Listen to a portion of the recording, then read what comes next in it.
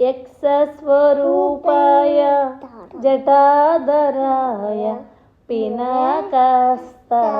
सनातनाय यक्षस्वरूपाय जटाधराय पिनाकस्ताय सनातनाय सुदिव्यदेवाय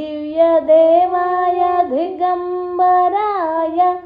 तस्मै यकाराय नमः शिवाय सुदिव्यदेवाय दिगम्बराय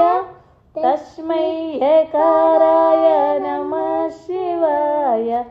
नमः शिवाय नमः शिवाय गंगाधर हर नमः शिवाय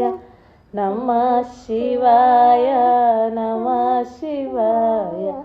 गंगाधर हर नमः शिवाय।